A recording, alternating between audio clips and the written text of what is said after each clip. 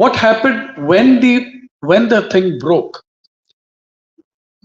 One of the most fantastic things about COVID-19 to me is that it gave us a brilliant, ugly, and unsparing autopsy of the society we are. The corpse was on the table, and every bone, nerve, sinew, organ was visible out in the open.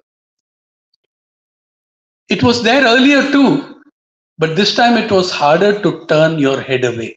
You had to see what was happening.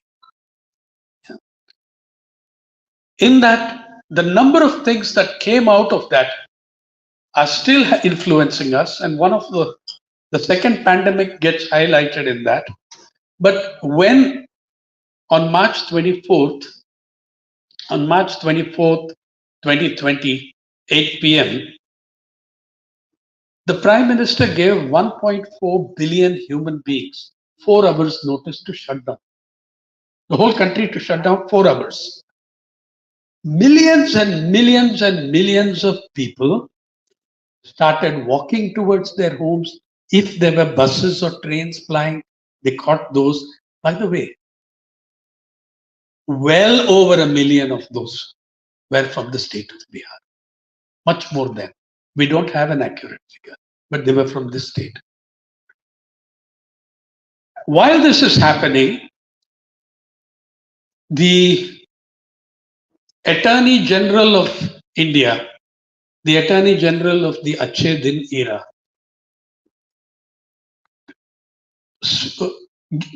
hands in an affidavit before the Supreme Court, March 31st, 2020, in which the Attorney General of India says, as of your honors, your lordships, as of 11 a.m. this morning, March 31st, there is not a single migrant on the highway. This is an affidavit of the government of India. On March 31st, 2020, there is not a single migrant on the highway.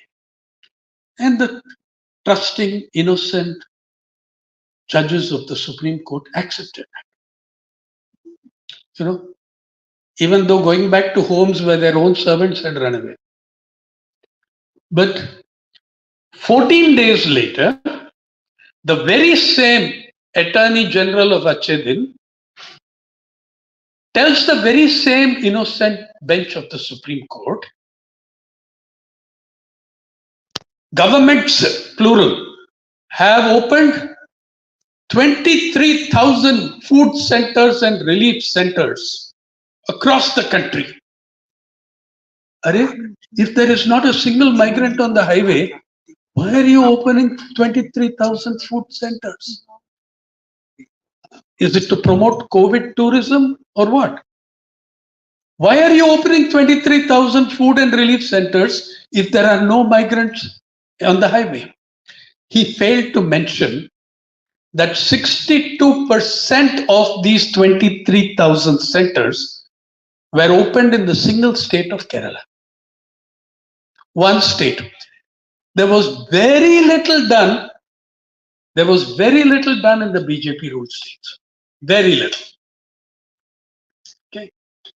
So this was the situation on April 14. The next, well, you can hear me? Yes. Subsequently,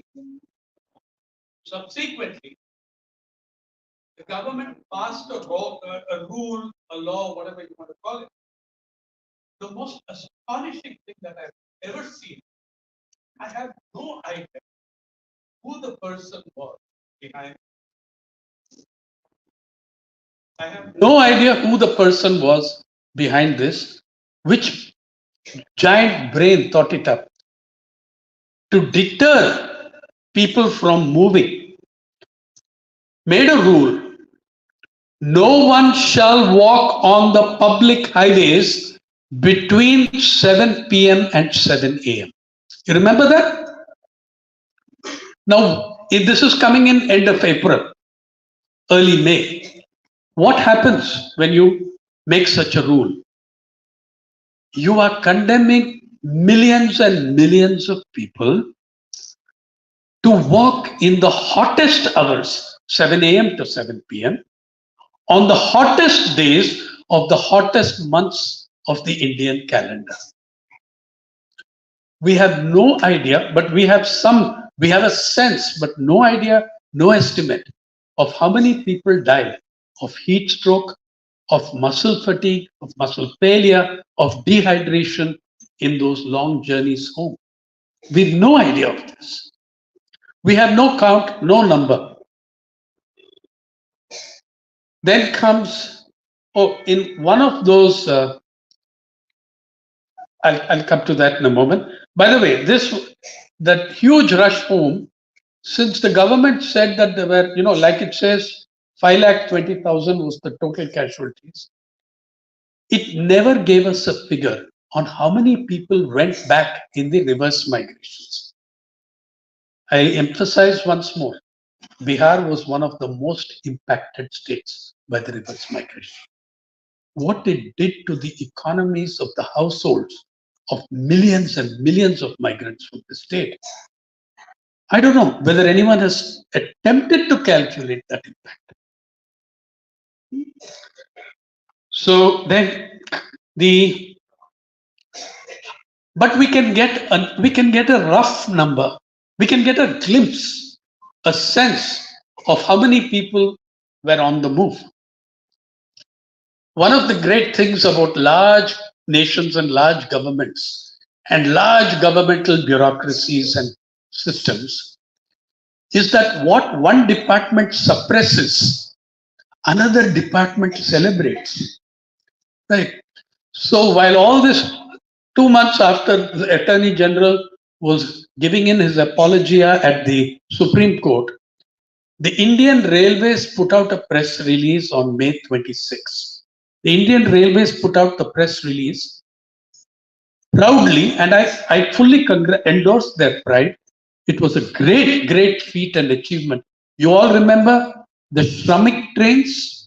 the Shramik trains that took millions of workers. Again, very large numbers from the state of Bihar. The Shramik trains, the railways press release said on May 26, between May 1 and May 25, in 25 days, the Shramik trains, the railways said proudly, carried 91 lakh 91 lakh human beings in 25. Please remember that many more people had moved before that on foot, on bus, on train tops. Yeah. But in 25 days, 1 crore people, and then I will, what I don't have to explain to you, as a rural reporter, I can tell you one thing. When the railway says 91 lakh people, they mean they sold 91 lakh tickets, not 91 lakh people. One of the things I love about rural Indians is they have a very healthy attitude to public transport. Public transport is for the public. Why the hell do we have to pay for it? Hmm. So look, I accompanied farmers from Maharashtra by train to Delhi. The standard reasoning is, I mean, if you accompany farmers going from, you know, Daltonganj to Punjab for the harvest, whatever, you will see this. The standard reasoning is that there are 200 of us, 20-25 tickets is okay. This is by understanding between the TT, who is also probably from a farming family or from their or similar caste. Yeah, so if 91 lakh tickets were sold, I assure you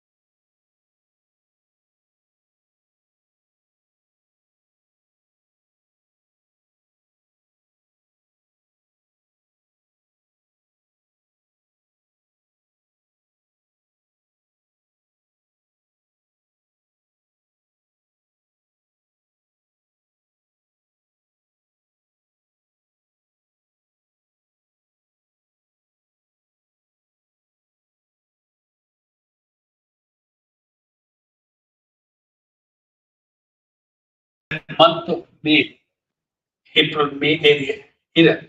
She walks 160 kilometers in blazing sun. 40 kilometers from her mother's home, Jamlo drops dead. Jamlo drops dead from dehydration, muscle fatigue, muscle failure, and uh, total exhaustion. Yeah. Who knows how many thousand Jamlos there are? Who knows? Do we keep account? Do we go back and make an inquiry? No, we are too busy proving that we are the first, the best, the greatest in everything. So this was Jamlo. These were the migrants whom we accompanied across hundreds and hundreds of kilometers.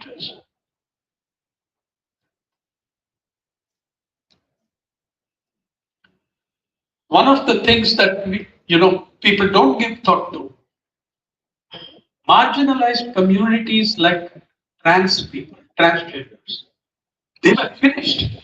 They were isolated in their homes. Anyway, they are isolated in society.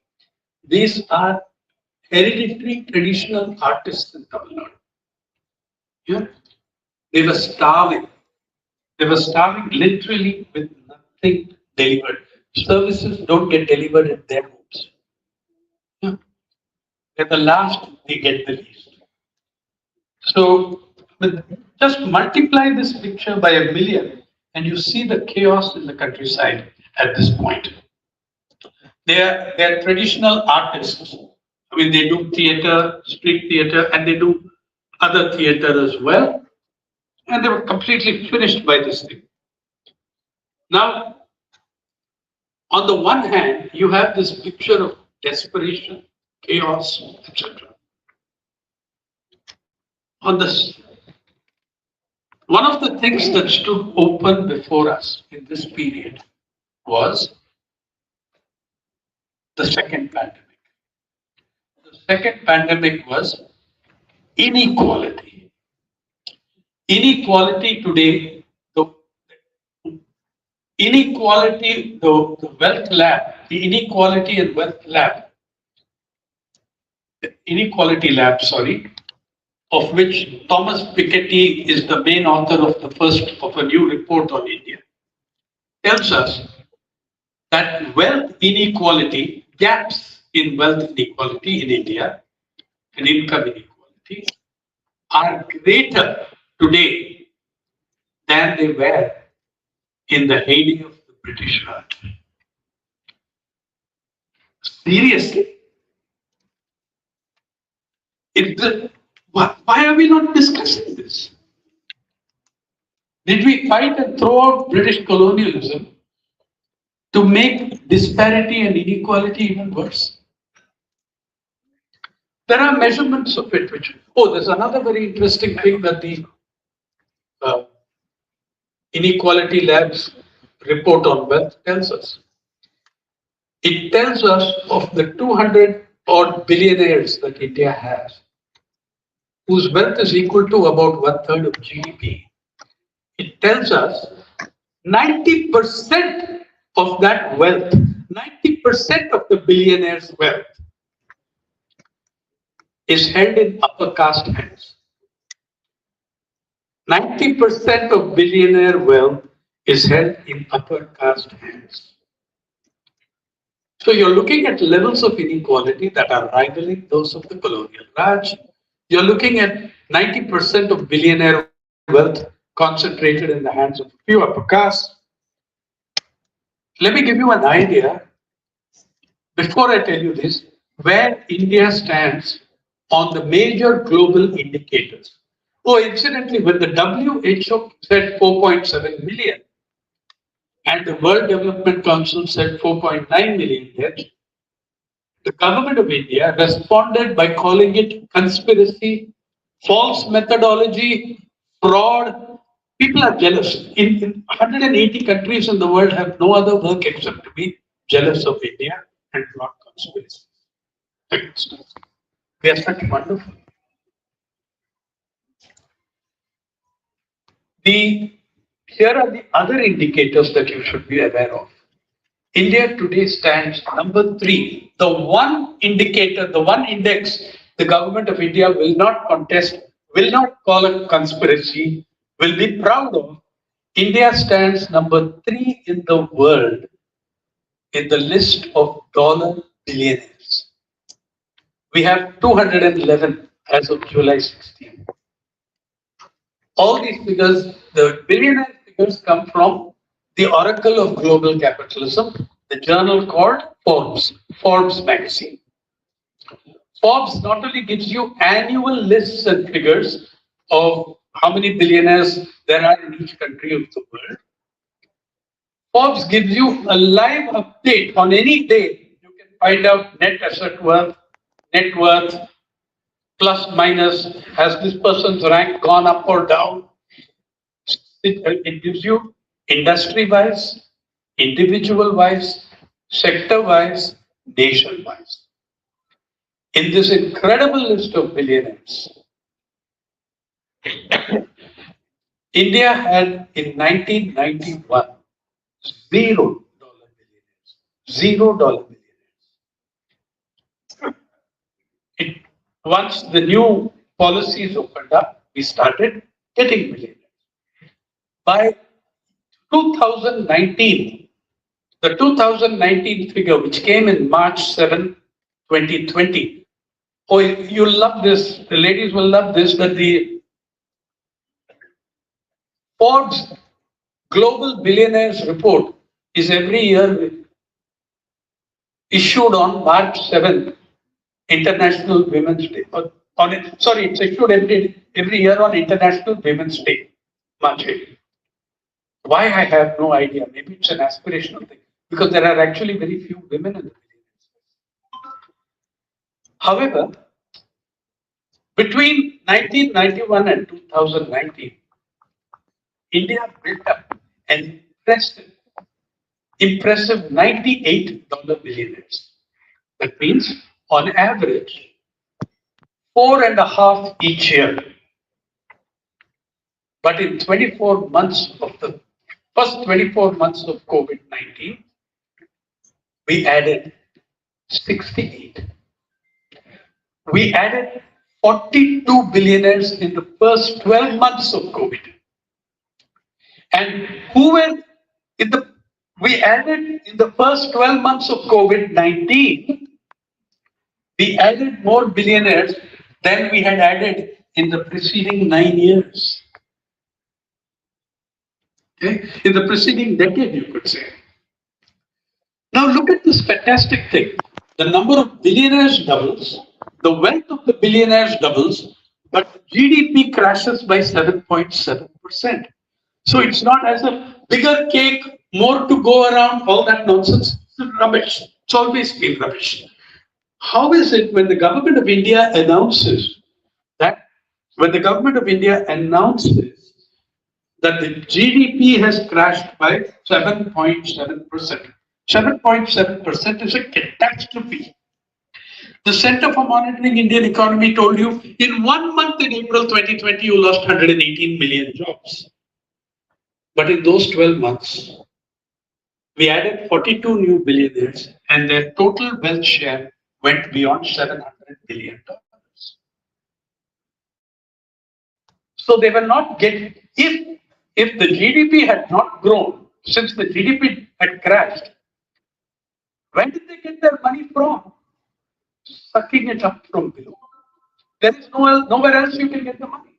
GDP crashes 7.7%. Billionaire asset value doubles 100%. So how do you do that? How do you manage that? Now, in the next year, since then, we have acquired 211 of those 42 billionaires. Which was the biggest group of new entrants? Any guesses? Yes, absolutely. Big Pharma and the health sector. Health sector billionaires and Big Pharma. Between there are, how many of those in the 140 that there were on the end of the first year? We had $140 billion. First year of pandemic. Out of whom 24 were from the health sector. And the top 10 of those 24, every day we're adding 5 billion rupees to their wealth. Now, the cumulative wealth of India's $200 billionaires on March 8, 2024 was $974 billion USD. Please note that India's budget expenditure for 23-24 was 45 lakh crore, which is $562 billion USD. The cumulative wealth of our 211 billionaires is something like what, 1.7 times greater than your total budgetary expenditure of 45 lakh crores. The cumulative wealth of our $200 billionaires of 974 billion is 1.7 times the Indian budget's expenditure and 62 times India's agricultural budget. 200 individuals hold wealth equal and to 62 times the size of India's agricultural budget of 1.25 lakh crore or $15.62 billion. Okay. Now, if that is the case, you know what percentage of your population 200 or 211 billionaires is? 0.0000015%. 0.0000015% of the population control wealth equivalent to 1/3 to 1/4 of your gross domestic product. I don't see it. It is unconscionable. How do we tolerate such a situation?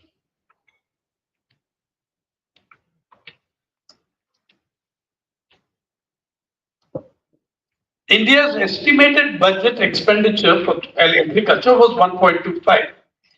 The top one of these people, Mr. Ambani, his net worth is 118 billion US dollars, 7.5 times the expenditure of agriculture as stated in the budget.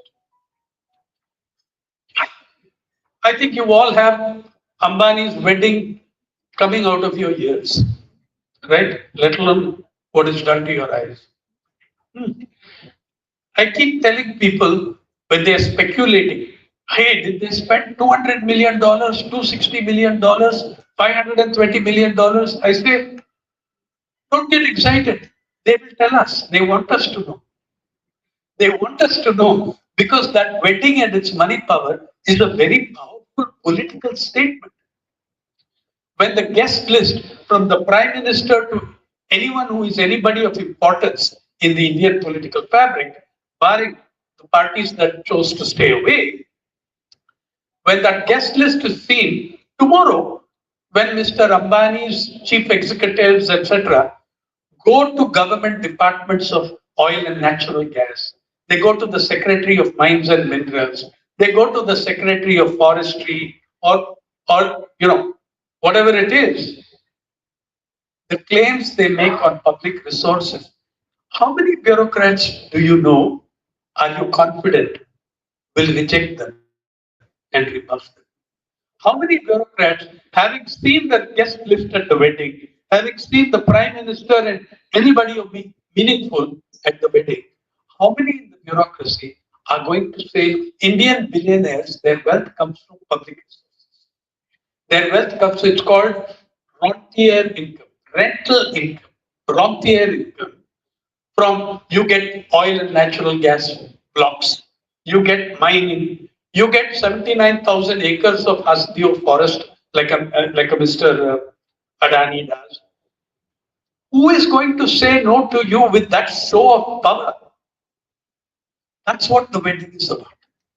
Yeah, and it takes place in Mumbai and it takes place in the state of Maharashtra, where for the last 20 years in the agrarian crisis, lakhs and lakhs of weddings have broken down And several farmers have committed suicide because of being unable to get their daughter's wedding concluded.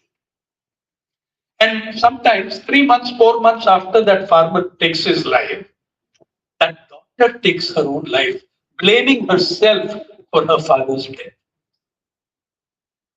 Okay. In this situation, we could have this extravaganza. Oh, it's all his own money. It's his own money. He can do what he likes with it. Is it? It's public. Yeah. Jamnagar, where they held the pre-wedding, it was declared an international airport overnight. At whose expense? At his expense. The Indian Air Force ran the air traffic control. The Indian Air Force ran the air traffic control at Jamnagar. Who is paying the Indian Air Force? Ambani. Yeah? Who's paying them? It's not his money that he can do what he likes with. I beg you to remember that this country, I gave you all those numbers, this country abolished wealth tax in the 2015 budget. We abolished wealth tax. Imagine what a 2% tax, now that wealth is 211 billionaires and the amount is 1,056.7 billion as of July 16 when I last checked. Forbes is my favorite website, very aspirational thing. You keep looking at it and hope maybe one day my name will also be there, right? So you have this unbelievable, obscene accumulation of wealth. Yeah. What was your freedom struggle about? Yeah. It had something to do with a struggle for equality. It had something, as your preamble says, justice for all, social, economic, and political. And you end up building a state where the wealth of 211 people is equal to a third or a fourth of the GDP. I then decided at this time, I decided, let me check capitalism's promise to us is that if you work hard, you can also be Ambani, you can also be Adani, you can also make as much money. So I said, okay, let me explore the promise. I think we can all agree to take a common man or common woman, a common person. We can start at the Narega fields. The person working there is the common Indian or the common person. Agree? Those who are working at the Mahatma Gandhi National Rural Employment Guarantee Scheme. What is the daily? How much can you make from a Narega? Average across the country daily is about 250, 260 rupees. And you have 100 days for a household. Some states before elections say 200 days, but you have essentially 100 days for a household.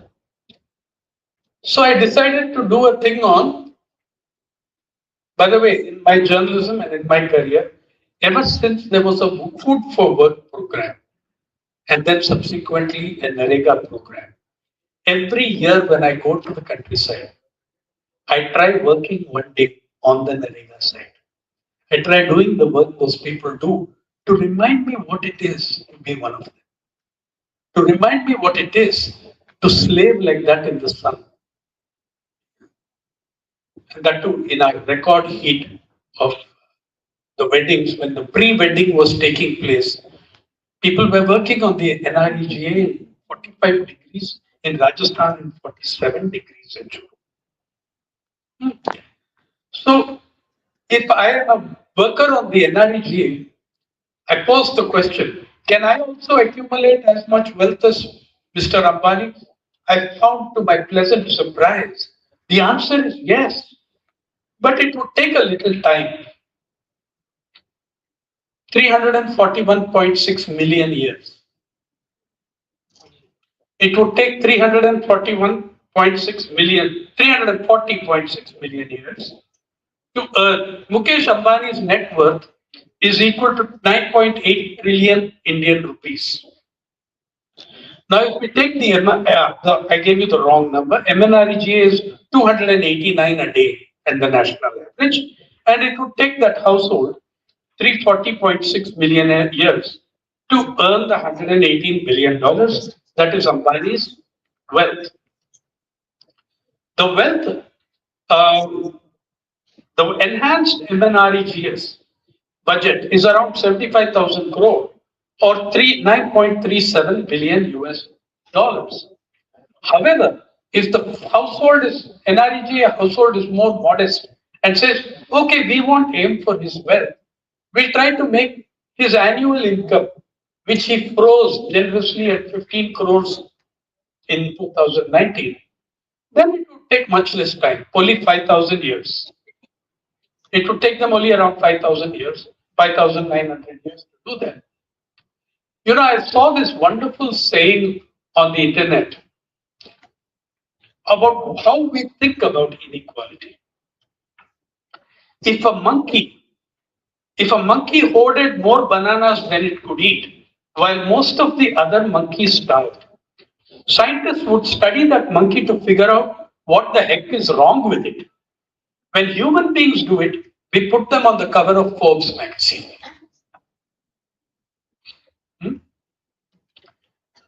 If a monkey hoarded more bananas than it could eat, scientists would study that monkey to figure out what the heck is wrong with it. When human beings do it, we put them on the cover of Forbes.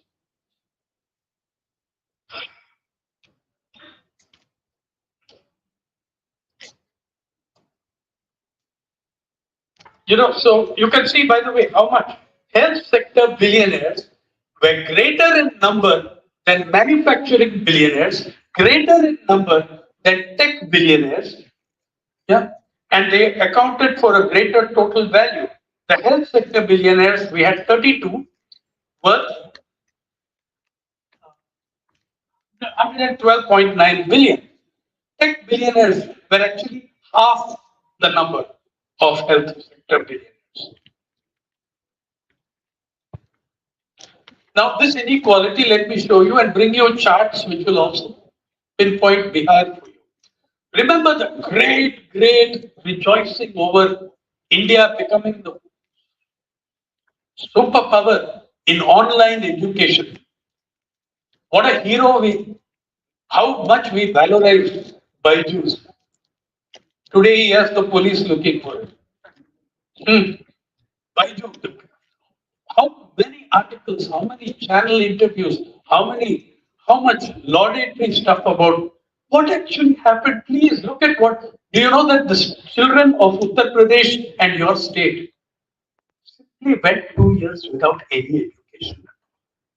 The thing about online education is, tell me something, how many girls in this country below the age of 18, how many even above the age of 18, but below the age of 18, how many girls do you know who own their own smartphone?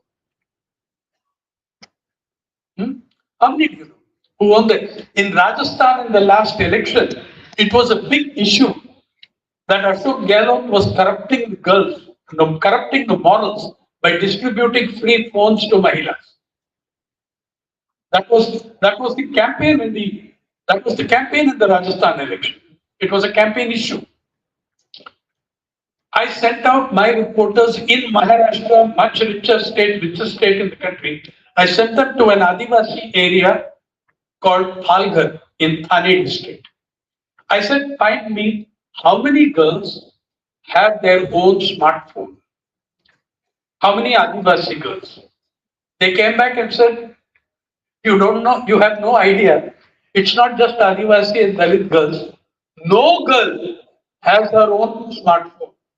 I said, then how are they accessing the PDFs that come in the online education? Most of the Adivasis in that area are bonded. Most of the Adivasis in that area are bonded into work in the brick kilns. It's a semi-bondage kind of a situation.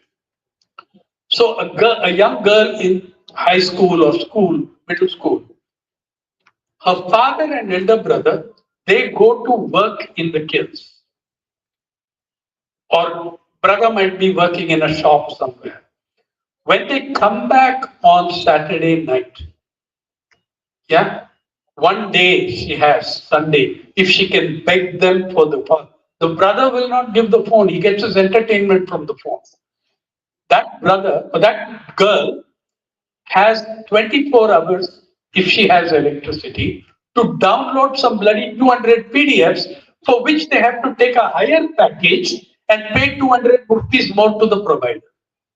You can get those printed out. Now, having downloaded all those PDFs, it's time for daddy and brother to go back to the caves.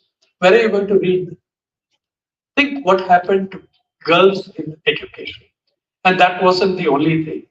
In the two states most affected by the shutting down of one of the country's largest programs were Uttar Pradesh and Bihar. What was that program? Kishori Suraksha Yojana, etc., which is the distribution, which includes under different names in different states, the distribution of free sanitary pads to girls between the age 11 and 18. Okay? The, the Center for Distribution of Free Sanitary Pads, which is a great program. Any sensible human being must support that program. Free sanitary program napkins were and are distributed through the schools. Like midday meals are given through the schools. Free san. Now, what happened when the schools shut down? Tens of millions of girls across the country went without sanitary napkins. Our stories in Bundelkhand, we had a reporter who went to school after school after school and found that the girls were returning to extremely unhygienic, insanitary methods of, you know, substitution for sanitary napkins. Why don't we even think of these people? How many stories did you see on the subject? You'll find it in 15 languages on the People's Archive of India. But how much do we think of these people? If you want to see one of the best reports produced by the government of India, I don't know how it got past the, they killed the consumer expenditure report, they killed everything else, but this one report got passed. Key indicators of household social consumption on education in India. It comes out, it's for the years 2018-19, it's conducted. I think maybe the cloth-headed bureaucrat or censor did not understand what the tables were saying. It completely gives a lie to all our boasts. You have a look at the infrastructure in place, and then you ask how many of these people can access online education. You know what? Karnataka, where I came from, where I was before I came here, boasting, Bangalore, India's Silicon Valley, Karnataka, grandmother of Silicon Valley, great grandmother of America's Silicon Valley. Do you know how many people, how many rural households in Karnataka have a computer? 2%. Incidentally, Bihar's is 2.5%. At least according to the figures. Bihar's is 2.5%. Yeah. Now, you go and if you uh, look at these figures, you get an idea. Percentage of households with computer and internet facility. Obviously, the best is Kerala. These are with computer and internet facility. By the way, Bihar and UP do well on one count in internet because millions of migrants from UP and Bihar, they have to take loans and buy smartphones in order to be able to do financial transactions between Chennai or Bombay where they are working and with Gaya or Darbhanga where they came from. We met Bihari and Jharkhandi laborers in Ladakh who had taken two loans for smartphones, one for themselves, they were there to do financial transactions. They were working on the border road, China, this thing that our border road, and also one living with the family so that the children can do it. So they incurred debt on those loans. Um, you can see we have given you Bihar also in these lists, and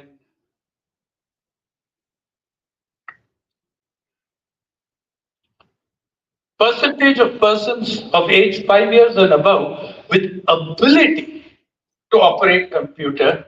Just look what happens to rural women in Bihar. Do you see that? It's the last chart from the left, the third one, the little orange one. That is how many rural women, girls above the age of 5 years, who have the ability to operate computers. There's another point to it which are coming, which is about Kerala and Tamil Nadu, which do much better generally. Percentage of people with ability to use internet. Again, look what happens to women, rural women. Why, for that matter, even urban women. Percentage of people who actually used the internet in the last 30 days. Look at what happens to rural women in Bihar. Percentage of households with computer and internet facility. There you are. Urban with that kind of a percentage, not a very respectable percentage. And those with the ability to operate computer. Now, this is on the cusp of the COVID-19 pandemic. In this nation, in this society, you bring online education and post about it. Who the heck can access your damn online education? What it did, like what COVID did for the health sector billionaires, the online education did for Baiju, except that he got incredibly greedy, speculated, did all sorts of stupid things, and dug his own grave. This is what the classrooms looked like. Every month we took a look at what classrooms in schools were. Even when they reopened, this is what they looked like. These were the girls. This was the story you can go to on Pari of the girls who went without sanitary napkins for the entire duration of the COVID-19. And once they started using insanitary material, there was a rash of other ailments, rash of other illnesses connected with that lack of hygiene. These are two young guys from Muslim migrants from UP selling vegetables in Malad in Mumbai. One of them has borrowed his uncle's phone. He's kept it like this in the middle of the vegetables. And every now and then, when a customer comes, he picks up the phone and talks to his teacher and says, Madam, अभी 5 minute leave दीजिए customer customer खड़ा है यहाँ 5 minute आपको excuse कर लीजिए. This was your online education. This is what happened. This is what we did to our children while celebrating. Millions of children had to get into child labor all over again. Lastly, so you see the correlation between the wealth of the few, the profits of the few, and the misery of the many. You can make it for yourself. The third pandemic with which I end is the criminalization of dissent. This is probably the fastest growing pandemic. Okay? I don't have to tell an audience in Bihar. Criminalization of dissent is a very old thing. It's been going on for a long time. And it's been going on for decades before the Modi government. But one thing started happening post 2014. It reached, in a large way, it reached the urban middle classes and elite for the first time. When JNU was, literally shattered by the government and police in 2016, I am an old JNUite like Manoj Srivastava. I went there to do a teaching class in solidarity. And I told them that much as I love you guys, my first words to you are JNU, welcome to the rest of the country. Because this criminalization of dissent has been going on in the countryside for years. In the Kudankulam nuclear plant protests, my friends, would you believe me if I told you, and I can tell you that we have verified it and put it in a book on 75 years of the Supreme Court. 13,000 people in a handful of villages were charged with waging war against the state. 13,000 human beings were charged with waging war against the Indian state. 8,960 were charged with sedition. Incidentally, in the entire history of the Madras presidency under British Raj, there were less than 2,000 cases of sedition. But in 2 years between 2011 and 13, in 2 years between 2011 and 13, in a handful of villages, Madras presidency was a much bigger area than Tamil Nadu state. Okay? In 2 years, in a handful of villages around Kudankulam, reactor, 13,000 waging war, 8,600, 8,900 with sedition. Then comes, we can go on like this, but let me give you the most striking of recent cases, because I think all Biharis better be warned. Since the Delhi High Court ruled earlier this year or late last year that Inkilab Zindabad is an inflammatory. Inkilab Zindabad, Krantikari Salam are inflammatory and, literally inflammatory. I will get you the. During the course of the argument, issues were raised relating to context, content, and use of phraseology in the speech of the appellant, which prima facie appeared to be incriminating and inflammatory. Then the court is not impressed by the argument of the appellant, as much as the call to revolution does not have to affect only the immediate gathering.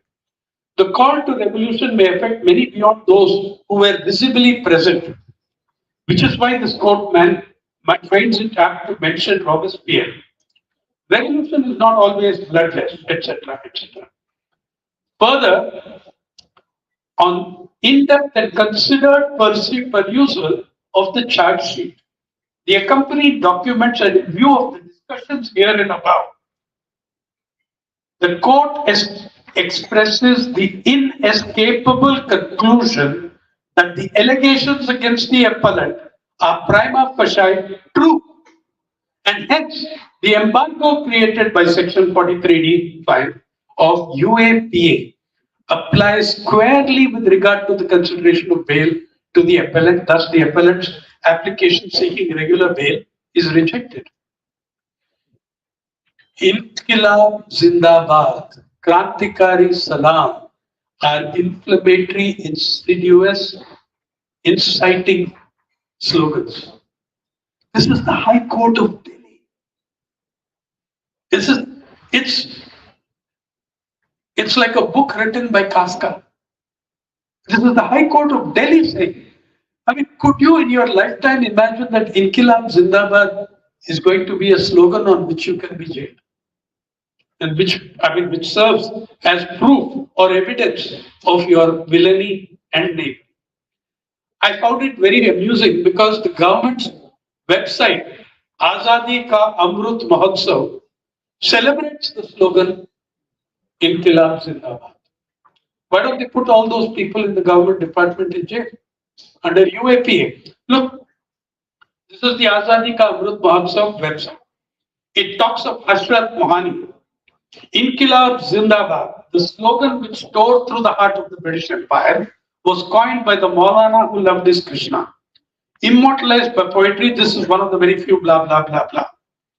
And by the way, I mentioned Maulana Hasrat Mohani because this nation has even taken out a postage stamp in his name for being the creator of the term Inkilab Zindabad. I could give you 1,000 examples of the criminalization of dissent, but just in 2011 in Andhra Pradesh, anti-port agitation and anti-thermal station agitation in Srikakulam. Thousands of people were taken in on sedition and various crimes. Two women, Manikyamma and Saralamma, two women, aged 78 and 80, they couldn't walk with a walking stick, were arrested on charges of attempt to murder a police party. An armed police party. These women can't, they're half blind. With walking sticks, they're unable to move. And they're in Koraput, I met an assistant professor of chemistry, jailed with dozens and dozens of charges, one of which included theft of a buffalo. Because the common police action in the countryside is they will say Santosh and 800 others. In Kodakulam, it was Uday Kumar and 3,500 others. You're not naming the others. So you can terrorize all the villages in that region for the next 5, 6, 7 years because you've not named the others. In one FIR in Kodakulam, it just says Uday Kumar and others. It doesn't even give a number. So you have unlimited access to tormenting, torturing, judging people. POSCO case, the POSCO, Kalinganagar. Hundreds and hundreds of cases are still running. Some of them, 21 cases on boys who were 14 years old. The thing of the story is, these are your three pandemics. I think we need to give them attention. COVID-19 is still not over. The effects of it, the after effects of long COVID, etc. When we cannot even have an honest discussion on what happened, how well prepared are we for the next pandemic? How well prepared are we for the next pandemic? How well prepared are we for deciding what kind of structuring you need in a national health system? How well prepared are we for the shocks? You know, guys, that 720 journalists we have identified, mostly rural Mofussil journalists who died in COVID-19, and their families are in debt to lakhs of rupees for the hospitalization costs. Okay? How well prepared are we if we will not even talk?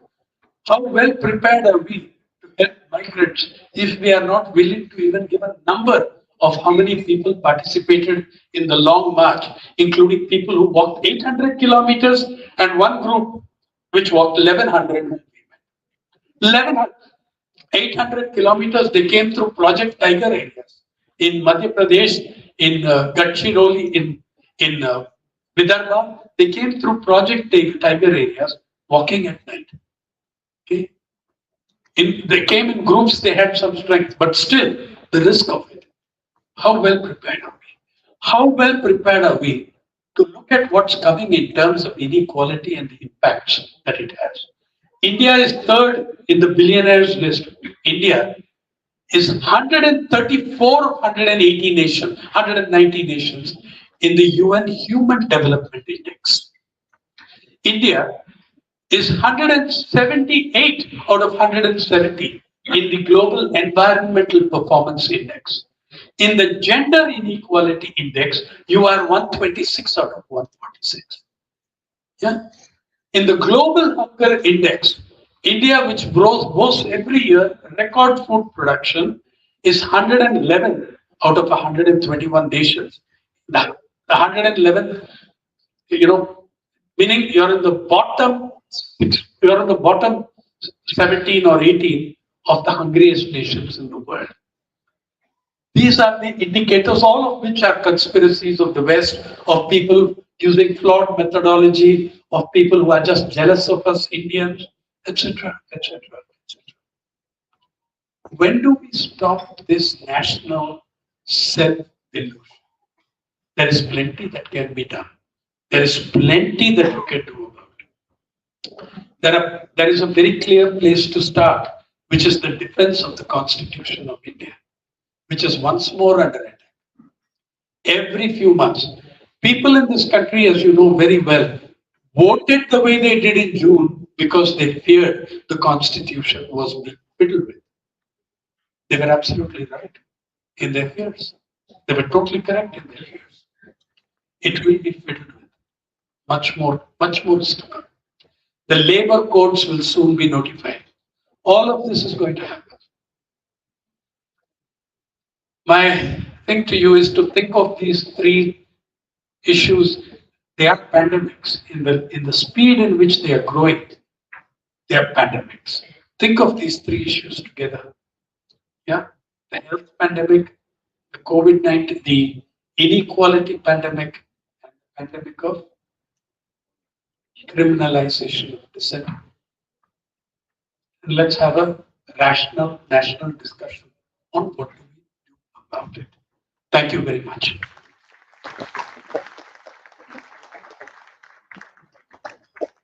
Do you want to take some, Sagar, do you want to take some questions or it's up to you?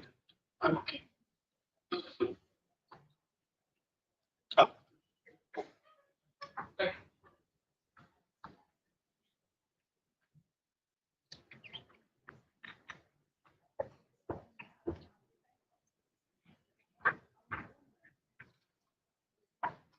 Thank you so much, sir, for enlightening our esteemed audience on issues that are very relevant and very thought-provoking. Issues of injustice, inequality, criminalization of dissent. And I must say, as most of the people present here are aware, issues that were very close to the heart of Mr. Manoj Srivastava. Thank you, sir. A little earlier, we tried to play a video showing the unique bond between Mrs. Veena Srivastava and Mr. Manoj Srivastava. Unfortunately, there was some technical glitch, but now we are trying to play it again. Hope it works.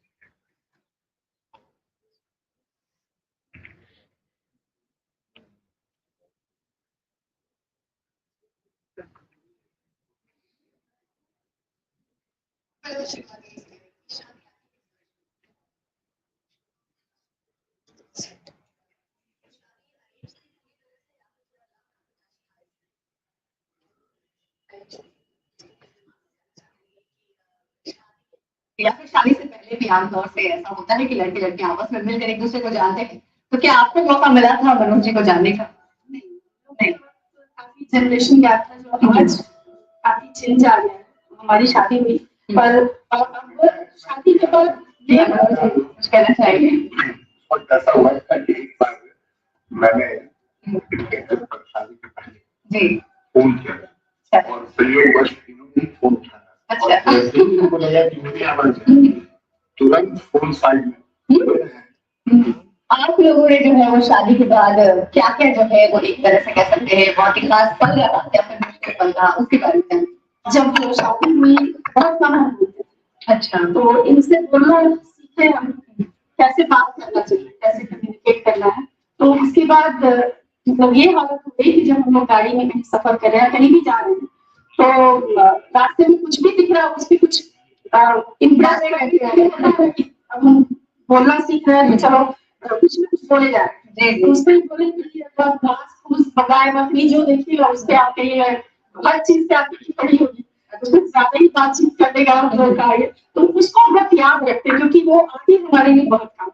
Manoj ji आपसे जानना चाहेंगे, इन्होंने तो बताया कि खास पल के लिए क्या कहते हैं शादी के समय के। आपके लिए मुश्किल पल कहा जाए तो क्या रहा आपके लिए? आपने बहुत सुंदर इस प्रोग्राम को रचा है, जिसमें एक मौका मिलता है अपनी अपने जीवन के सारे पहलुओं को छूने का। तो मैं कहना चाहता हूँ कि इस पर की कोई बात नहीं है, और वो इसलिए कि इस पब्लिक सर्विस में आप जिस वैल्यू, जिस विजन, जिस कमिटमेंट समाज के लिए कुछ करने का छोटा ही उसमें tremendous struggle है every day।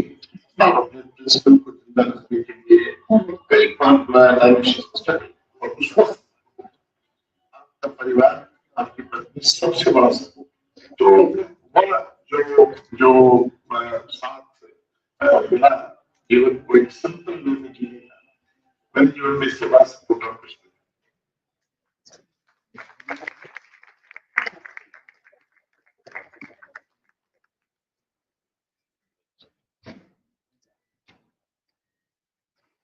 Thank you so much. Life is a collection of moments, some remembered, some forgotten, some treasured forever.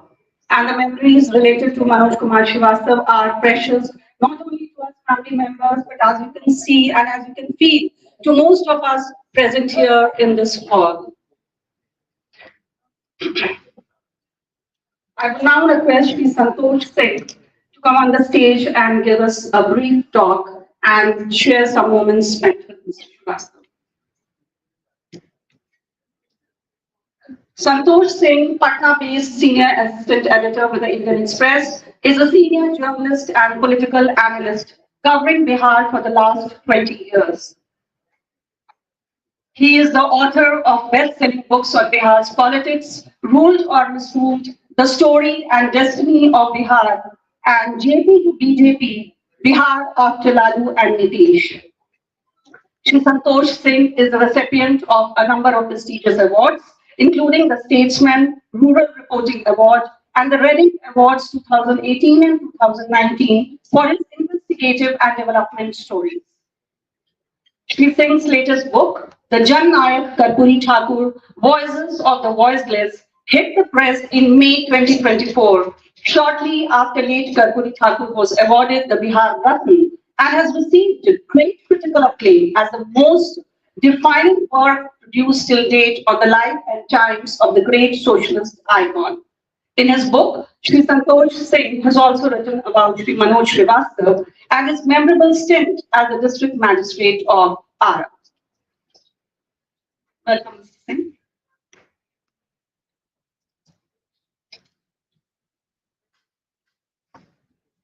Thank you so much. Thank you, each member of Manoj Srivastava's family, for this opportunity. It's a huge honor, more so because I am sharing the same task with hero of my generation, Sri P. Sainath, who just delivered a scintillating lecture. I will confine my speech to bureaucracy, and since Manoj Srivastava was a bureaucrat, and I will dwell a little bit on Karpur Thakur's relations, sweet and sour relation with bureaucracy. So I have drawn from my book what I have written, and then I will come to why I just chose to mention or talk about Manoj Srivastava in last chapter one of my book. I never met Manoj Srivastava, sir, but surely had heard about an IS officer, his brilliant career, and who has studied prestigious institutions. But yet he chose to work for Bihar. He never liked to and go for central deputation. I always look for the story of hope in my book. While I talked about contributions of IS officers, Madan Mohan Jha, Amarjit Sinha, in field of education reforms in my first book, I also talked about Bihar's infrastructure turnaround story under IS officers R.K. Singh and Pratim Amrit in my second book, JP to BJP. I talked about contributions of Mr. Amir Sohani our retired chief secretary, towards opening a coaching center at Azavan for Muslim girls coming from far off villages. And many of them have become excise inspectors and sub inspectors in Bihar police. So that's a great sight to see them. One can visit Hyderabad to see how the coaching is still functioning so well. And let me first discuss Karpal Thakur's trust with bureaucracy. His sweet and not so sweet relations with Babus and his vision about legislative and executive relationship. Speaking on 10th March 1953, Karpal Thakur was of course the first time MLA from Tajpur. He spoke on the government's administration in Bihar Legislative Assembly. Karpal Thakur said, and I quote, if you call yourself the maker of the country and want to remain so, you have to throw out the old structure of British rule and revise your own structure. Lucknow University's head of Department of Economics, Guljari Prasad Mukherjee, has written a book, Economic Civil Services. He has written that the old structure of civil services cannot do the economic structuring of India. When Karpal Thakur was speaking this, K.V. Sahajan, Minister who later became the Chief Minister of the state, he intervened and he asked Karpal Thakur to explain the difference between economic, what he meant by economic and rural services. Then Karpal Thakur replied, we need to engage such people to work for villages who have knowledge of villages and cultivation and ways to increase produce. Cut to 1967, when Karpal Thakur became Deputy Chief Minister. He wasted no time in imparting some lessons on socialism to bureaucrats. During one incident at Coal Secretariat, an official took him to a lift that read only for officers. Karpal Thakur was angered by this elitist practice, and despite opposition from the government officials, he succeeded in changing the rules to allow everyone to use the lift. And now I talk about the flood management. According to V.S. Dubey, who was the Chief Secretary of Chief Secretary of Bihar and also Chief Secretary of Jharkhand as well, and he was then the former the Food Department Secretary. He just talked about the Mahamaya Prasad government, and then Karpal Thakur was the Deputy Chief Minister, how he dealt with the food crisis. And he just talking about how Karpal Thakur had discussions with the Chief Secretary and the Secretary of the Department when Palamu was not considered as feministic district despite all the worst conditions there. Their first priority was to prevent everyone dying of hunger. The credit for this achievement goes entirely to then Food Minister Kapil Dev Singh and Deputy CM Karpal Thakur, who collaborated on methods to address the crisis. Dubey also recounted a situation when there was a clash between the bureaucracy and politicians. Palamu didn't qualify as a women-stricken district under the prevailing rules, but Kapil Dev Singh recounted. Kapil Singh presented enough reading material to Karpal Thakur, who argued the case with facts and figures expressing upon the bureaucracy to treat the matter humanly instead of relying on outdated English codes. The Chief Secretary eventually agreed and shook hands with Karpal Thakur and Kapil Dev Singh and requested for more such debates. What made the episode noteworthy was that Kapil Dev Singh, as the minister, could have overruled the bureaucracy, but he and Karpal Thakur rather chose to debate.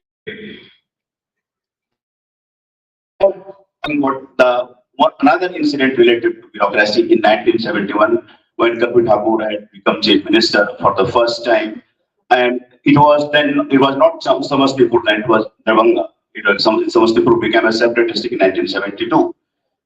Karpal Thakur's father, Gokul Thakur, still continuing with his traditional profession, said no to a village landlord. Landlord's call for his traditional service as he had been unwell. The landlord sent his muscle man to present Gokul Thakur before him for being audacious. Then the Ganga DM got that man in police custody. When Kabir Thakur got to know about the incident, he asked the district magistrate not to file FIR. The DM could not believe his ears for a while, but recovered to protest mildly. Sir, this is a question of prestige of the entire state. How can we tolerate this? A calm Kabir Thakur said, DM Sahab, you can save the father of the chief minister. How about thousands of such fathers being beaten up without the knowledge of administration every day? Time will settle all these questions. It is a slow process. That was Kakvita. In 1977, Yashwant Sinha, in his book The Relentless, talks a great deal about Karpal Thakur's relationship with bureaucracy. He also criticized Karpal Thakur for being disorganized, but his principal secretary Yashwant Sinha calls Karpal Thakur a true mass leader. He was always surrounded by people and found little time for official work. My main job, I'm quoting Yashwant Sinha here, my main job therefore was to catch hold of him and force him to dispose of official files, which was easier said than done. During one of our trips to Delhi, I advised him to organize his time better in the interest of better governance. Realizing that he could not be amenable to any form of discipline, we decided to just whisk him away for a few hours every day instead, during which he could attend to important files. We equally go to some obscure dark bungalow or rest house near Patna late in the evening. If our location was discovered by those who chased him, I could present the files to him. I could present the files to him, and he would rather record his signature on it, the draft of which I could have prepared in advance, or simply sign them to approve the proposals they contain. Our preferred hideout was the guest house on the fifth unit of the Bihar Military Police in Pulwari City near Patna because it was under police custody, which could not be easily breached. Now, why Manoj Srivastava? Why I chose to discuss Manoj Srivastava? The idea struck. I was very much here in this audience in the last lecture, Manoj Srivastava Memorial Lecture. Professor Ashutosh Varsane talked about democracy and electoral process in the third memorial lecture. This is where the idea came. Do I know Manoj Srivastava? Manoj Srivastava, as you know, 1980 batch, PR cadre IS officer, was known for his pro pro poor, pro people approach as a civil servant during his entire career. Here in EG, option of going on central deputation was chose to stay back in his home state. Srivastava somehow exemplified the socialist and democratic shift in Bihar bureaucracy that Dr. Thakur's style of functioning as deputy chief minister and later as CM had impacted. Thakur, who had faced resistance from Babu as deputy CM in 1967 in democratizing the use of lift at the state secretariat, saw a marked change in the attitude of bureaucracy when he got Yashwant Sinha as his principal secretary, who could happily work with the CM till the late hours in the secretariat to match the commitment of the people CM in 1978. Manoj Srivastava was his own way people's IS officer. There had been a month-long protest in Ara in 1988 when Srivastava had been transferred within a year of posting as the Bhojpur district magistrate for taking a host of pro-people initiatives, which such as holding a regular Janta Darbar and moving around areas seldom visited by his predecessors to listen to people's problems. It had happened during a few months after the former CM Karpal Thakur had died. Karpal was very much represented in his party. Local had been at the forefront of protest in Ara. A senior Congress leader, then Union Minister K.P. Tiwari, belonging to Ara, had hailed it against Srivastava for showing extra zeal in implementing central welfare scheme and also for speaking truth to power. The protest included over 50,000 ordinary residents and who squatted on railway lines, carried out multiple carried out multiple processions, closed down shops and educational institutions, and threatened then CM Bhagwaja Azar to make Ara a Rangoon in terms of lawlessness. Noted poet Nilay Upadhyaya recalled an extraordinary event. The people of Bhojpur had given collector Srivastava Nagarikta, that is citizenship of Ara. Srivastava was speaking during the last lecture. Srivastava was one of the officers who believed it to be his duty just to not just to formulate policy, but also to have a regular interface with those whom these policy and programs are built for. In later years, Srivastava won praise from him, Dr. Manmohan Singh, but it was not sufficient reason for him to leave Bihar and the people he served. There are 6, 7 reasons I would say, but we are running out of time, so I will cut it short. Uh, just coincidentally, it was in consonance with Karpuri Thakur's visions of strengthening Panchayati Raj system. Srivastava always loved asking questions. I had started Karpuri book with a question. एक आदमी रोटी बेचता है, एक आदमी रोटी खाता है, एक तीसरा आदमी भी है जन रोटी बेचता है, जन रोटी खाता है, वह सिर्फ रोटी से खेलता है। मैं पूछता हूँ ये तीसरा आदमी कौन है? मेरे देश की संसद मौन है। ये धूमिल की कविता है और मैंने किताब का अंत उसी तरह में किया जिसमें मनोज श्रीवास्तव की चर्चा में कर रहा हूँ। And I summed this up in the book, in the poem of American poet Langston Hughes, a democracy poem. Democracy will not come today, this year, nor ever through compromising and fear. I have as much right as the other fellow has to stand on my 2 feet and own this land. Manoj Srivastava stood for democracy. He was perhaps my corporate Thakur among bureaucrats. Srivastava stands for eternal optimism. In the same line, I will conclude. सूरज सरों पे आग उगलता दिखाई दे, ये शहर मुझे पिघलता दिखाई दे, मैं आज ही कूद जाऊंगा दरिया में, आगे कोई चिराग तो जलता दिखाई दे। Thank you so much.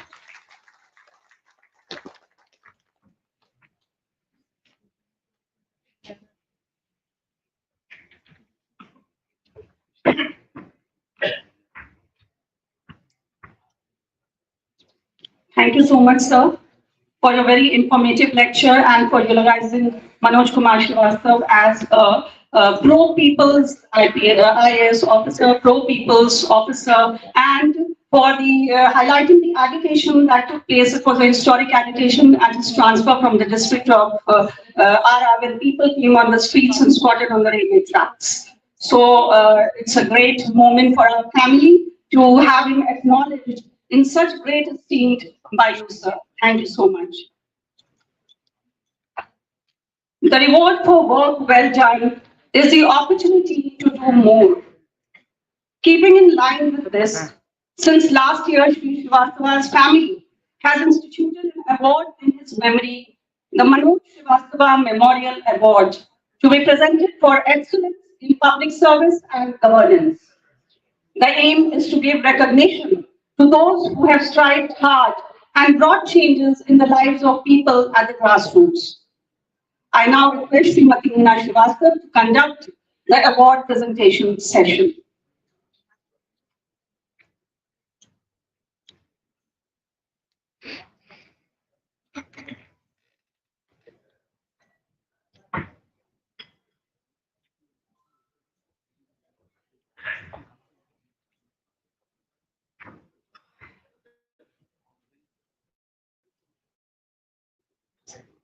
नमस्कार। मनोज जी अक्सर कहा करते थे कि समाज में कितने अच्छे अच्छे और कितने ऐसे लोग हैं जिनको हम जानते ही नहीं और जिन्होंने कितना महत्वपूर्ण योगदान दिया है समाज में। इनका कहना था कि हमारा सपना यही है कि हम वैसे लोगों को इकट्ठा करें जिन्हें लोग नहीं जान रहे हैं जिनके योगदान को, लेकिन हम लोग उन्हें सम्मानित करेंगे और उन्हें सम्मानित करके हमें सम्मान महसूस होगा।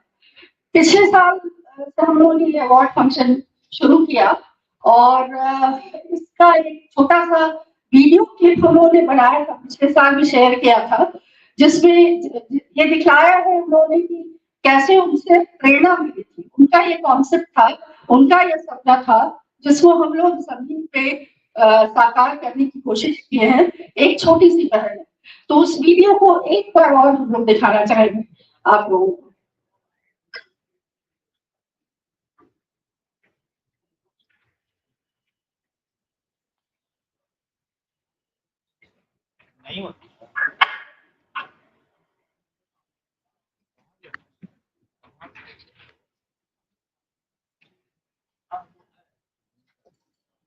Can the brain know what the hands are doing? High transaction cost. Right? Third, we can quickly run and finish it. Do we understand the vast and apparently invisible microscope? I wish I had time to say maybe discussion, but quickly, lot of negative things. I do not disagree with many of the things the petty bureaucrats and others are doing about corruption, etc. But I think some of these are kind of because of the problem that we have not shaped the policy or we do not have that kind of learning. So there's things which can keep getting uh, uh, distorted. But these thousands and thousands of these, let me say this chance one, I'll finish not one things. The thousands and thousands of how many people are there in I do you know, my friends, that is there an authentic database in India about how many of the panchayat members and ALMs and small staffs are there in the country? No database. All those whom we make the responsible for doing the bad things, we just don't do it. And here's one that I during my research in which we had been went into that same Hara district, and I was moving to the most volatile block which was my research area Sahar, and there I found that the landlord, higher caste, and the backslide, so-called backslides. They were loggerheads with each other. They would cut their throats. So much of distrust. Somehow in the ethnographic discussion, a talk came about the law and order and police, and there was a name which came up, Harishchandra Paswan. Harishchandra Paswan was the ex-Thana in charge of that place. And the landlord said, oh, he's wrong. He does justice. Right. But I'm surprised that normally this way he was from the lower caste. So he would say, went to the Tola where backside. These so-called backside would literally be, whatever these people will say, they are so much of the stuff they will say against. When I talked to them, again the talk came of the Thana. Oh, Harishchandra Paswan, Uto, Balban. He was every word I was so deeply moved. I located that officer, small, most youngest officer, sub-inspector. He was in one of the Thana. I went to meet him. Took a take with me. I was stuck. Many eyes officials cannot have this under so much pressure. And of course, his answer, I not just give me some intellectual answer. He has found these people who work like that on the field, and he just told me that, Babu, you put hand in the hand. This is realization of that kind of value, very difficult to find out in every system. You cannot really base your public policy on that. But what I am trying to do that, we know how to change password. Hundreds of such people, not all of them are corrupt, are there who are doing their duty despite it. You don't give them honor, you do not encourage them, you do not see them the conditions. All these irons have this great teachings on HR. The HRs have great wings in all the corporate sectors. Have you ever found out what is the HR government sectors? What happened to this? 2 crores of these kind of staff are there all over the country. Go there, except the number. I don't even know my Bihar administrative service officer, which are class 2 officers. But I want to put somebody in Panchayat who has known the rural areas, rural development diplomas. There was no database in the Bihar government to know even their qualifications. So that's another big issue that question must be raised.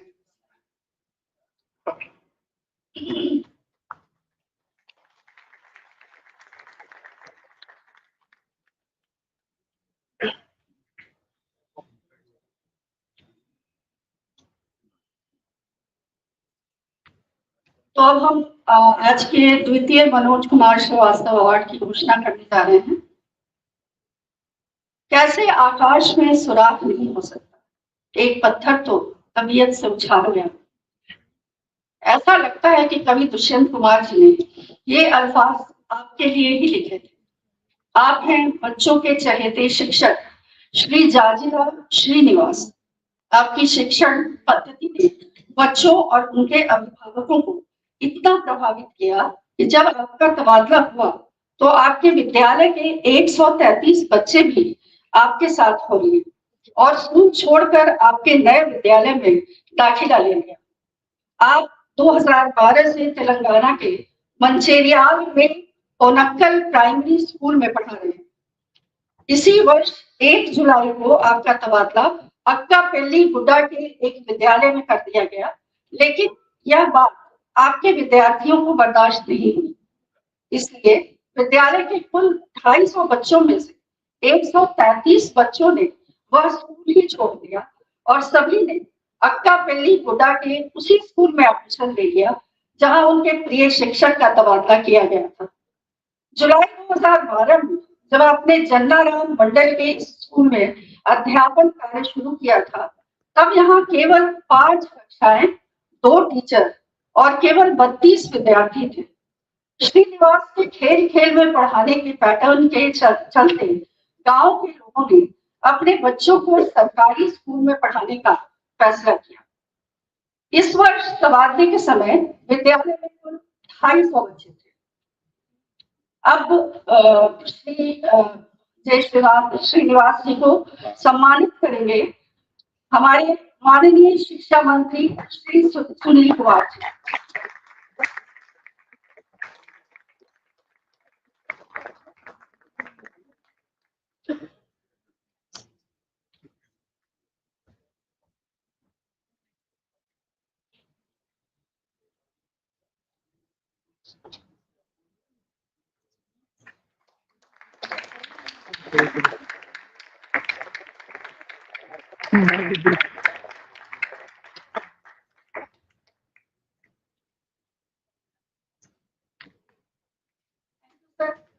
Thank you Srinivas जी, बहुत बहुत बधाई आपको।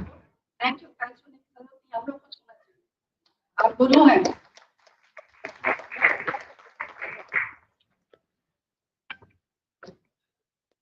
मिलकर लड़ेंगे समानता की लड़ाई, सदियों से जिसके लिए हमने है कीमत चुकाई। ये पंक्तियां रेशमा प्रसाद जी के जीवन संघर्ष पर सटीक बैठती हैं, जिन्होंने न केवल बाधाओं को तोड़कर इतिहास रचा है, बल्कि आज वे ट्रांसजेंडर समुदाय के लिए सशक्तिकरण और मान्यता का प्रतीक बनी हुई है। अपने संगठन दोस्ताना सफर के जरिए पिछले कई वर्षों से आप इस समुदाय के अधिकारों और पहचान की लड़ाई लड़ रही हैं। आपने स्वयं उच्च शिक्षा प्राप्त की और अब अन्य ट्रांसजेंडर व्यक्तियों की शिक्षा और रोजगार के लिए काम कर रही हैं। आपके नेतृत्व में बिहार में पहली बार एक ऐसा कैफे खोला गया है जिसका संपूर्ण संचालन ट्रांसजेंडर समुदाय के हाथों में है। आपके कार्यों एवं योगदान के परिणामस्वरूप पटना विश्वविद्यालय ने आपको सीनेट का सदस्य भी नियुक्त किया है। देश में पहली बार किसी ट्रांसजेंडर व्यक्ति को विश्वविद्यालय में इतनी महत्वपूर्ण भूमिका मिली है। आपका मनोनयन ट्रांसजेंडर समुदाय के लिए विविधता को बढ़ावा देने और सामाजिक तथा शैक्षणिक उत्थान को बढ़ावा देने की दिशा में एक परिवर्तनकारी कदम है। आपको सम्मानित करेंगे इतिहास विभाग के भूतपूर्व हेड ऑफ डिपार्टमेंट अवकाश प्राप्त professor doctor Bharti S Kumar.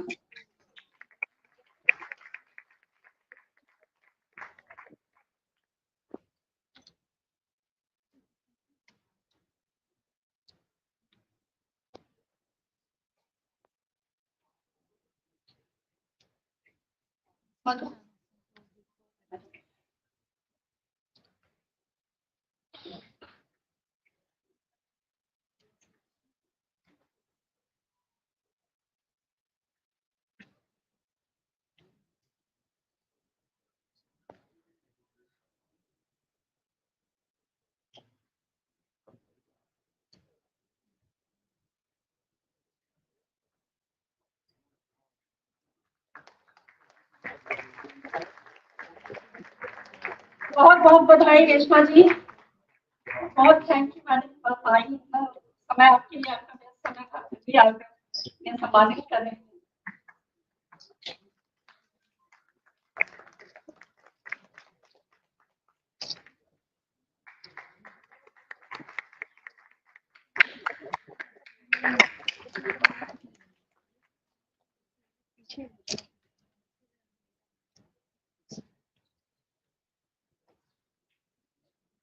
Thank you, thank you. बोला है, बोलिए। Mr. Dolan, साथियों, just very thankful for me that जैसे यहाँ पे लिखा है किन्नरों का रेस्टोरेंट, ये मीडिया का थोड़ा समझ हो सकता है। मैं चाहती हूँ कि trans man, trans women, intersex, gender queer, non binary, each and every identity will know each and every person and media. It's very necessary। और यही लड़ाई है मेरी जिंदगी की। हमारे लोग सभी लोग बहुत मजबूत हैं, लेकिन सिर्फ उनकी miss representation and miss pronunciation. तो इसके लिए मैं सारे सबसे ज्यादा एडमिनिस्ट्रेटिव ऑफिसर्स को मैं थैंकफुल करूंगी। उन्होंने हमें बहुत सहयोग किया। यहाँ पे बहुत सारे एडमिनिस्ट्रेटिव ऑफिसर हैं जिन्होंने मेरी जिंदगी में ये किया, और भी सारे लोग हैं जिनको मैं थैंकफुल कहूंगी। ये पुरस्कार नहीं, मेरी जिंदगी के सम्मान को और काम को आगे बढ़ने में प्रोत्साहन दे रहा है। Thank you. एक minute madam Bharti S Kumar कुछ कहना चाहेंगी, 2 शब्द कहना चाहेंगी।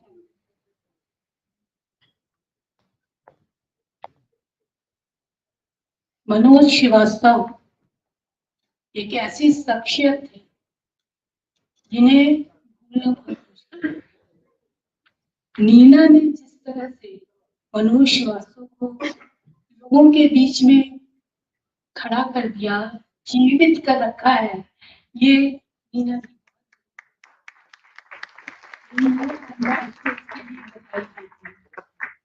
जिस समय ये 90s की बात है, जिस समय हम लोग एक्टिव थे, थोड़ा ज्यादा एक्टिव थे, उसी समय में प्रोफेसर आर.एस. शर्मा पटना वापस आए थे और मनोज या उसी तरह के लाइक माइंडेड लोगों ने, अन्य लोगों ने मिलकर एक फ्रंट बनाया था और वो फ्रंट बहुत ही पॉपुलर हुआ और लोगों के बीच में पहुंचा। मैं समझती हूँ कि जो साफ साफ तो नहीं लेकिन एकदम स्पष्ट रूप से ये फ्रंट अभी तक भी कुछ लोगों के दिमाग में है, काम कर रहा है, और मनोज उसके पीछे के निर्माताओं में से एक रहे हैं। इसलिए अगर आज वो होते तो निश्चित तौर पर मनोज की जो भूमिका थी वो बहुत अहम हो जा सकती, और मुझे लगता है कि आज उस तरह के अन्य मनोज श्रीवास्तव की जरूरत पड़ेगी। Thank you.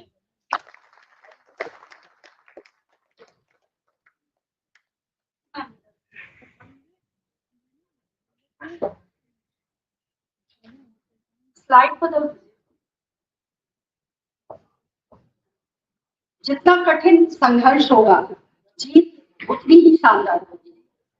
खेलने कूदने की उम्र वाले 62 बच्चों को बाल विवाह के चंगुल से निकाल लाना कोई खेल नहीं होता। वर्ष 2019 से ही बाल विवाह को रोकने की मुहिम में जुटे श्री अरविंद कुमार ने अपना जीवन समाज के लिए समर्पित कर दिया है। मुजफ्फरपुर में एक्शन एड के साथ मिलकर आपने एक बड़ा बदलाव का नींव रखा। इसके लिए न केवल समुदाय के सदस्यों, सरकारी कर्मचारियों व बच्चों को संवेदनशील बनाया, बल्कि इस दंश से मुक्त हुए बच्चों की शिक्षा और उनके भावी जीवन को सुरक्षित व आत्मनिर्भर बनाने पर भी काम किया। आपके प्रयासों से वर्तमान में ऐसे करीब 1 दर्जन लड़कियां व लड़के हैं जिन्हें विभिन्न शिक्षण संस्थानों में जो विभिन्न शिक्षण संस्थानों में आगे की पढ़ाई कर रहे हैं। कोरोना लॉकडाउन के समय आपने लगभग 1 दर्जन बाल विवाह को रोकने में भूमिका निभाई और मुसहरी प्रखंड के रजवाड़ा गांव के मुसहर समुदाय के बच्चों की पढ़ाई के लिए 2 शिफ्ट में 95 बच्चों के लिए आनंददायी शिक्षण की व्यवस्था की। आपने घुमंतु करोड़ी समुदाय के 1 दर्जन बच्चों को भिक्षाटन से अलग कर उन्हें मुख्य धारा में शामिल करने में भी सफलता पाई है। आपको सम्मानित करेंगे टाटा ट्रस्ट के associate director nutrition doctor Sujit Ranjan.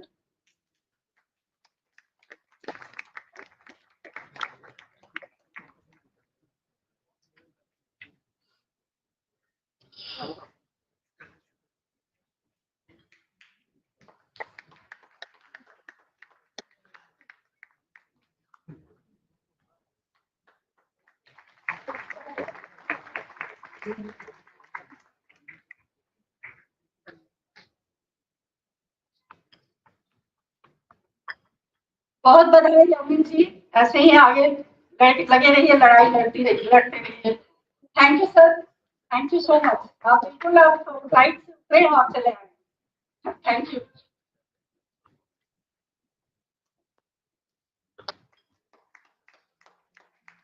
Next, हर महिला की सफलता दूसरी महिला के लिए प्रेरणा होनी चाहिए। जब हम एक दूसरे का हौसला बढ़ाते हैं तो हम सबसे मजबूत होते हैं, ऐसा सरीना विलियम्स ने कहा है। मध्य प्रदेश के डिंडौरी जिले के फुलवारी गांव की श्रीमती रेखा खन्नाम तथा राई गांव की श्रीमती विनीता नामदेव आज महिला किसानों के लिए एक मिसाल है। श्रीमती विनीता तेजस्विनी नारी चेतना महिला संघ मेहंदवानी के अध्यक्ष के पद पर, जबकि श्रीमती रेखा संघ सचिव के पद पर कार्यरत हैं। आप दोनों ने जैविक खाद का उपयोग कर विलुप्त हो रहे कोदो कुटकी की खेती को पुनर्जीवित किया है। आपने परंपरागत आत्मा परियोजना के माध्यम से तकनीकी खेती का ज्ञान प्राप्त कर कोदो कुटकी और धान की खेती को उन्नत बनाया और अपनी आय को दोगुना किया।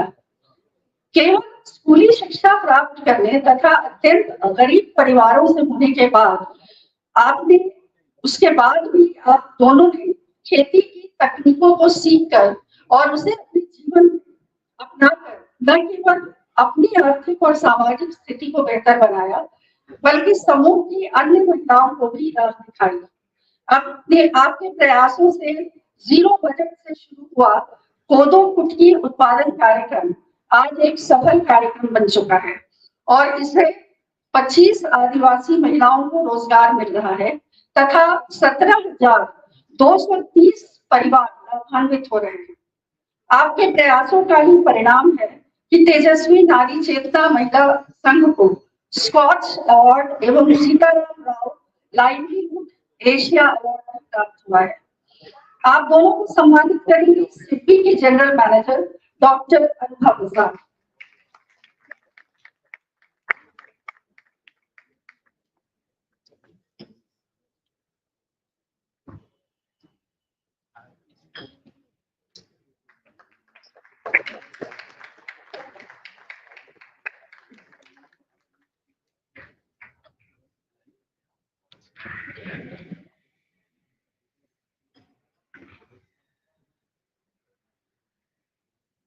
बहुत बधाई रेखा जी और गीता जी।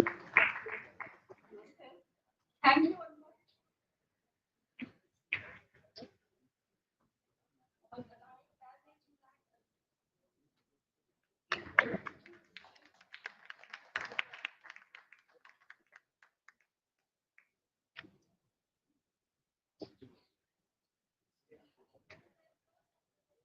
बोलिए जरूर।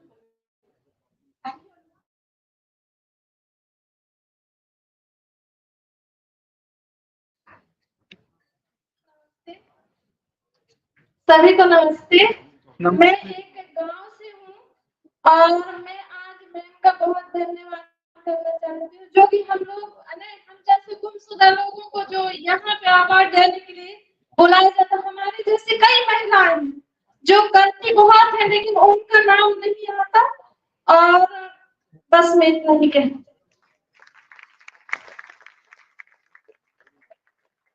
सभी को धन्यवाद। इस पावन धरती हमारे पटना में जो हमें एमपी से यहाँ आने का अवसर मिला और सभी का आभार करती हूँ, धन्यवाद देती हूँ।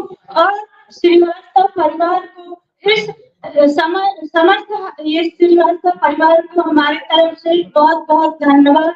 और जो हमारे श्रीवास्तव सर जी है, उन्होंने जो हमारे ग्रामीण क्षेत्रों की महिलाओं के लिए इतना अपने आगे बढ़ाने का कार्य किए हैं, वो हमेशा हम सभी के दिल में वो अमर रहेंगे। धन्यवाद सभी को।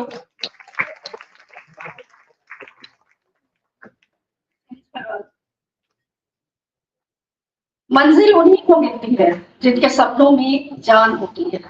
पंख से कुछ नहीं होता, हौसलों से उड़ान होती है।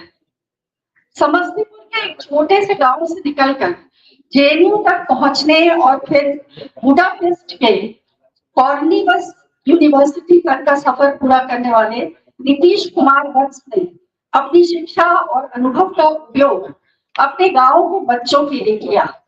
आपने एक ऐसी जगह बनाने की पहल की जिसे स्टडी संवाद और शिक्षा के केंद्र के तौर पर विकसित किया जा सके। और फिर साकार हुआ देश हुआ पब्लिक लाइब्रेरी का सपना। यहाँ 30 बच्चों के पढ़ने की व्यवस्था है और पानी व बिजली के साथ साथ 5000 किताबों का संकलन है। साथ ही यहाँ छोटे बच्चों को निःशुल्क शिक्षा देकर उन्हें नवोदय विद्यालय तथा सैनिक स्कूल जैसे सरकारी विद्यालयों में दाखिले के लिए तैयार किया जाता है। आपके प्रयासों से अब तक 50 से अधिक बच्चों को पीड़ा उपेंद्र छात्रवृत्ति, विद्या सेवा छात्रवृत्ति, NMMS तथा अन्य छात्रवृत्तियां प्राप्त हो चुकी हैं। साथ ही आप बच्चों को CUET के लिए भी तैयार करते हैं ताकि वे उच्च शिक्षा के खुले आसमान में उड़ सकें। आपको सम्मानित करेंगी पटना यूनिवर्सिटी की हिस्ट्री विभाग की भूतपूर्व प्रोफेसर श्रीमती पद्मलता ठाकुर, और वे वुमेन स्टडीज की हेड ऑफ डिपार्टमेंट भी रही है। मैम, आपका स्वागत है, आप सम्मानित करें नीतीश जी को।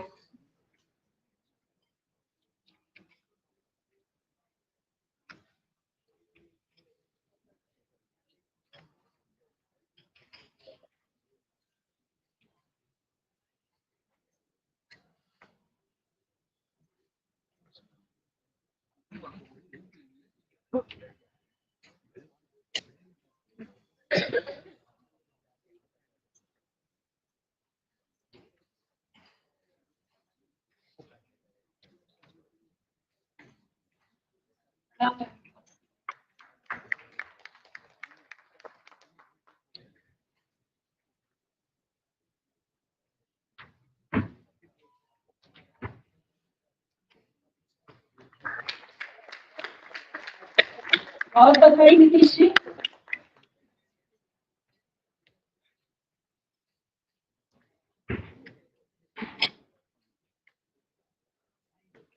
Thank you ma'am.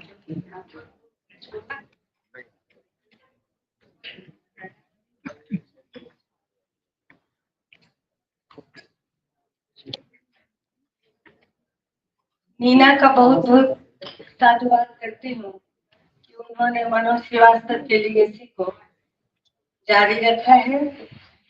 तो ऐसे व्यक्ति थे, मुझे बहुत कम देर के लिए उनसे देखा देखी हुई थी जब प्रोफेसर सुमंत नियोगी की किताब का कोऑर्डिनेशन में कर रही थी, उनकी किताब के रिलीज के समय। उस समय मैंने मनोज श्रीवास्तव को देखा तो मुझे लगा कि ये बहुत ही प्रबुद्ध इंसान दिख गए। उन्होंने जो बातें कही वो तो फिर बात है, लेकिन मैं प्रबुद्ध उनको इसलिए कहती हूँ कि जितना मैंने उनके बारे में सुना है, जितने ही वो प्रबुद्ध थे, पढ़े लिखे थे, पढ़ने में ब्रिलियंट थे, उतने ही वो विनम्र थे। और समाज से जो कुछ भी उन्होंने लिया था उससे कहीं ज्यादा उन्होंने समाज को देने की कोशिश की।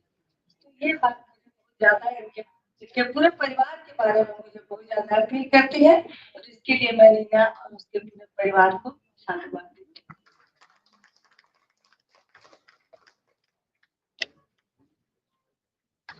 नेक्स्ट। राइट।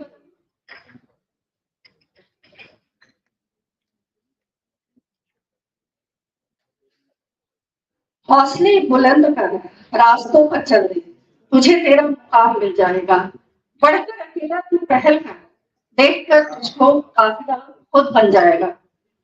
नालंदा के सीमा गांव की 8वीं पास सबीना खातून ने अपनी नेतृत्व क्षमता का उपयोग कर न केवल अपने पति की आर्थिक सहायता की, बल्कि सैकड़ों महिलाओं को स्वरोजगार की राह दिखाई। कभी खेतों में काम करने वाली सबीना जब जीविका से जुड़ी तो इतिहास लिख दिया। अपने स्वयं सहायता समूह में सचिव के पद से अपनी यात्रा शुरू की और इस समय नारी शक्ति की अध्यक्ष हैं। आपने अब तक 50 महिलाओं को अगरबत्ती निर्माण के काम में, 200 महिलाओं को लकड़ी निर्माण में तथा 300 महिलाओं को मुर्गी पालन में संलग्न किया है। आपने महिलाओं को एसएचजी से लोन लेने और समय पर उनका भुगतान करने के लिए प्रेरित किया है। आपने स्वयं सीआरपी के तौर पर काम कर 2 लाख से अधिक की राशि अर्जित की है। आपके अनुभवों का लाभ अब बिहार के अन्य जिलों के अलावा उत्तर प्रदेश में भी लिया जा रहा है। आपने शराबबंदी अभियान की अगुवाई की, महिलाओं को मनरेगा के तहत काम दिलवाने में मदद की और शौचालय निर्माण की मुहिम में भाग लिया, जिससे करीब 500 शौचालयों का निर्माण कराया जा सका। आपको सम्मानित करेंगे भारतीय प्रशासनिक सेवा के वरिष्ठ अधिकारी और तत्कालीन गृह विभाग के प्रधान सचिव श्री अरविंद कुमार चौधरी।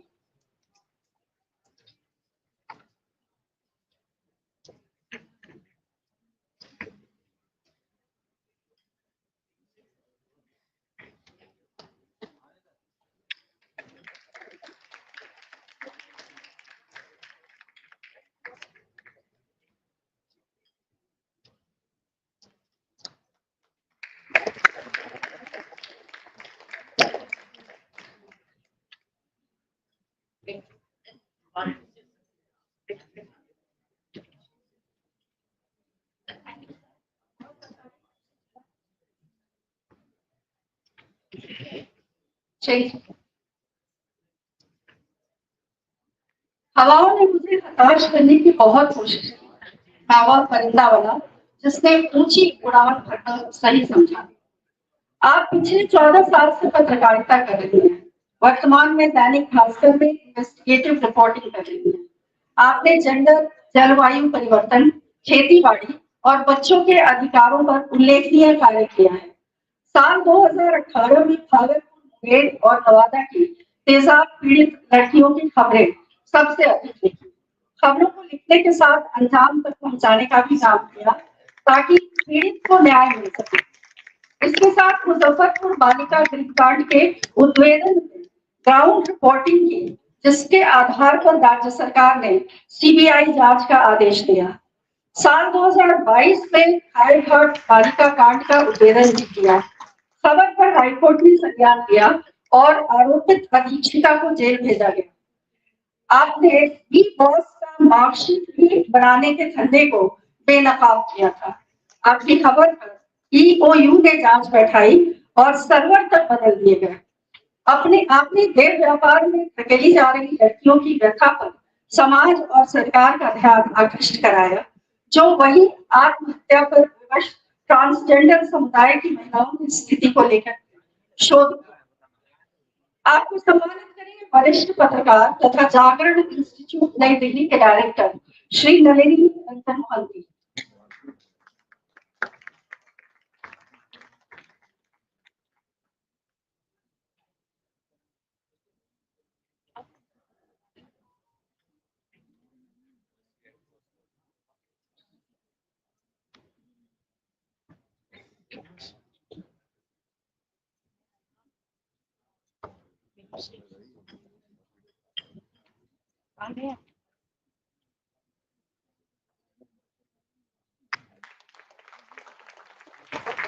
बहुत बधाई सुनीता, ऐसे ही लिखती रहो। Thank you.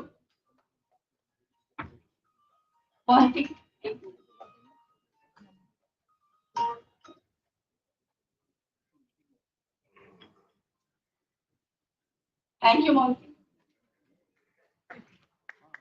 अब इस अवार्ड की श्रृंखला का आखिरी अवार्ड, जीतने वाले अलग चीजें नहीं करते, वे चीजों को अलग तरह से करते हैं। कहते हैं कि अगर आप किसी की मदद करने की ठान लें तो आप कर लेते हैं। ऐसा ही कुछ हुआ तमिलनाडु के थुथुकुडी जिले में, जहां के जिलाधिकारी ने दिव्यांग लोगों के लिए जो मदद का हाथ बढ़ाया है, उसकी तारीफ हर कोई कर रहा है। जिलाधिकारी के पास नौकरी की मांग करने आए दिव्यांगों के लिए उन्होंने कैफे ही खुलवा दिया और साथ ही इस कैफे में काम करने वाले लोगों को 45 दिन की मैनेजमेंट की ट्रेनिंग भी दिलवाई। आज है श्री संदीप नंदूरी और कैफे का नाम है कैफे एबल, जिसकी प्रतिदिन की कमाई करीब 10,000 रुपए है।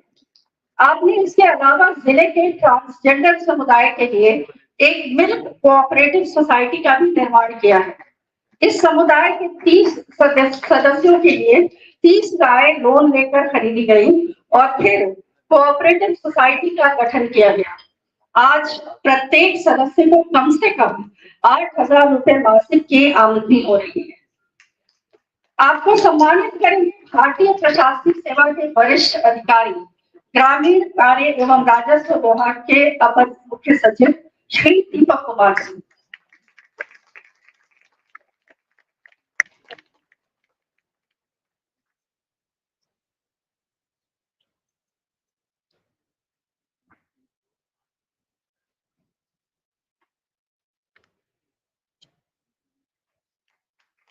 संदीप जी 2009 बैच के IAS अधिकारी। Congratulation Sandeep ji, thank you.